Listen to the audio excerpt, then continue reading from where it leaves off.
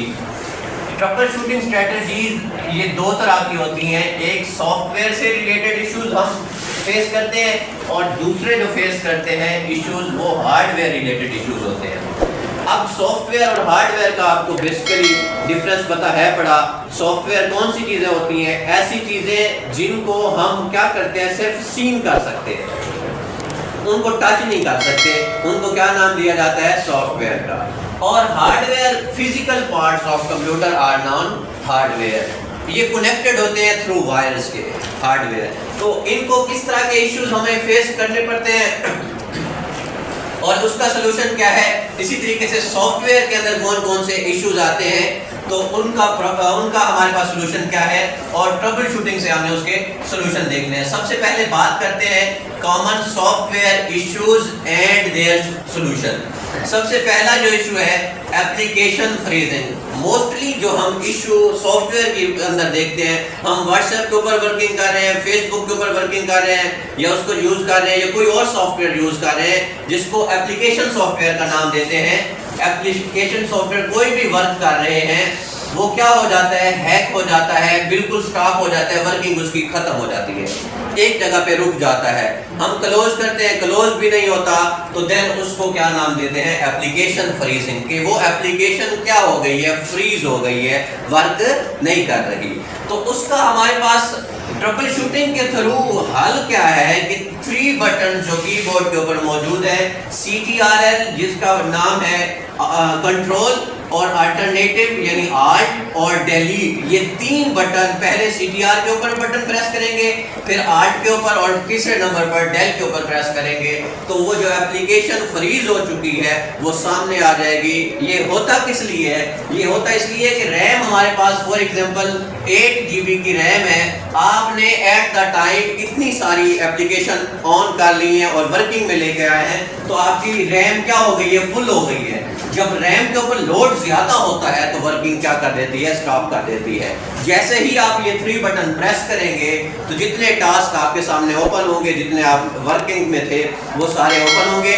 आप उसके ऊपर करेंगे एक एंड टास्क, जिसको एंड करते जाएंगे वहां से रैम के अंदर से उसकी स्पेस क्या होती चली जाएगी? कम होती चली जाएगी। इसकी मिसाल आप ऐसे ले लें कि एक बड़ा रूम है, उसके अंदर स्पेस मौजूद नहीं है तो उसकी स्पेस को कैसे कम किया जा सकता है कि 2-3 पर्सन को बाहर भेजकर उसकी स्पेस को बढ़ाया जाएगा, फिर न्यू आने वालों के लिए हमारे पास स्पेस मौजूद होगी। फिर नेक्स्ट बात करते हैं, नेक्स्ट इशू क्या है हमारे पास? Unresponse peripheral.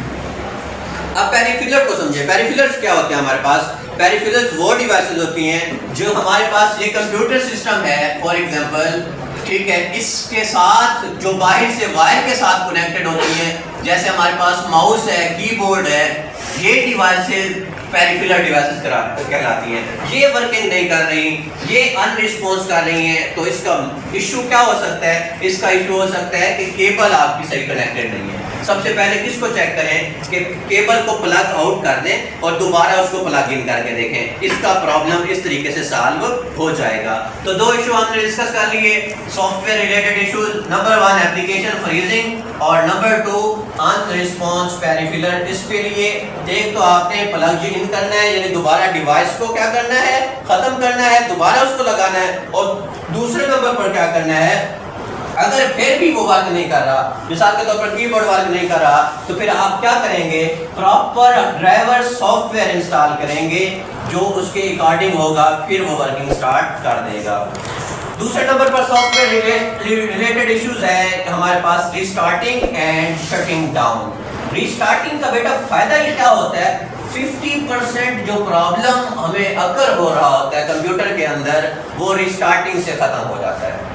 जब आप कंप्यूटर को रिस्टार्ट कराते हैं, आप मुख्तलिफ प्रॉब्लम फेस कर रहे हैं, फॉर एग्जांपल आप फ्रीजिंग फेस कर रहे हैं, ठीक है, या कोई और इशू आप कंप्यूटर के अंदर से फेस कर रहे हैं तो वो कैसे ख़त्म हो जाता है? उसको रिस्टार्ट करते हैं। लेकिन इसका एक ड्रॉबैक है।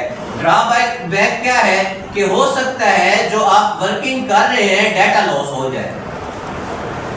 ये हमारे पास आखिरी स्टेप है। जब हम देखें कि बिल्कुल हमारा कंप्यूटर वर्क नहीं कर रहा, हमने ये बटन भी प्रेस करके देख लिए, तीनों बटन, अब भी हमारा कंप्यूटर वर्क नहीं कर रहा, तो देन हमारे पास आखिरी हल क्या है, हम क्या करें कि जो हमारे पास पावर बटन होता है उसको प्रेस करें और होल्ड करें कुछ सेकंड के लिए, यानी उसको प्रेस करके रखें। जैसे ही प्रेस करके रखेंगे तो वो आपका जो सिस्टम है वो क्या हो जाएगा, रिस्टार्ट हो जाएगा। ठीक है, नेक्स्ट ये हमारे पास सॉफ्टवेयर इश्यूज थे। अब डिस्कस करते हैं हार्डवेयर रिलेटेड इश्यूज। इसी की दूसरी हमारे पास टाइप है बेसिक हार्डवेयर रिलेटेड इशू। सबसे पहला इशू क्या है, केबल डिस्कनेक्शन। केबल कैसे डिस्कनेक्ट होती है, उसकी दो वजह लिखी हुई है कि केबल आपकी लूज है, आपकी बिल्कुल इसी तरीके से है जैसे हमारे पास पेरिफेरल डिवाइसेस वाला है कि केबल सही कनेक्ट नहीं की हुई, तो आप क्या करें, प्लग आउट करके केबल को दोबारा प्लग इन कर दें, तो ये प्रॉब्लम क्या हो जाएगा, सॉल्व हो जाएगा।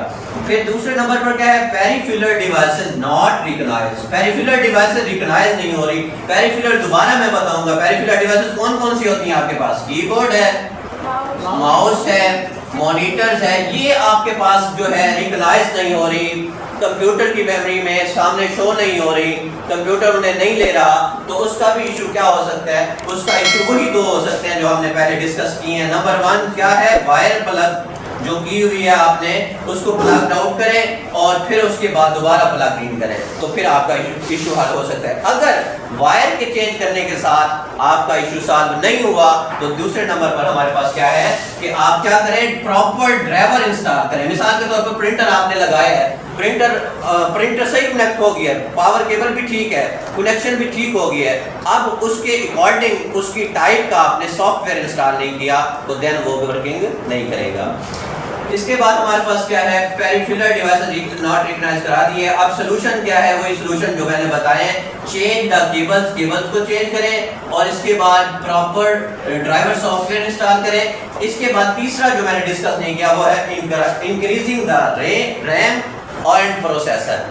आपकी जो रैम है वो पहले से कम है, ठीक है, आपने उसके ऊपर वर्किंग लोड ज़्यादा डाल दिया है, इसी तरीके से आपका प्रोसेसर बहुत कम लेवल का है, आप उस प्रोसेसर की स्पीड को बढ़ाएं या और स्लॉट के अंदर दूसरी रैम का इंक्रीजिंग करें, दूसरी रैम को इंस्टॉल करें ताकि आपकी रैम जो वर्किंग एरिया है उसकी स्पीड बढ़ जाएगी और आपका जो ये इशू आ रहा था कि पेरिफेरल डिवाइसेस रिकॉग्नाइज नहीं हो रही या कोई भी इशू आ रहा है तो वो क्या हो जाएगा, इजीली सॉल्व हो जाएगा। तो आज के लेक्चर के अंदर हमने बेसिक सॉफ्टवेयर रिलेटेड इश्यूज जो ट्रबल शूटिंग की स्ट्रेटजीज थी उसकी दो टाइप्स थी, एक हमारे पास सॉफ्टवेयर इश्यूज था और दूसरा रिलेटेड था हार्डवेयर इशू से। इस बात को समझा है हमने, तमाम बच्चों को उम्मीद है समझ आ गया होगा। चैनल को लाइक और सब्सक्राइब आपने लाजमी करना है।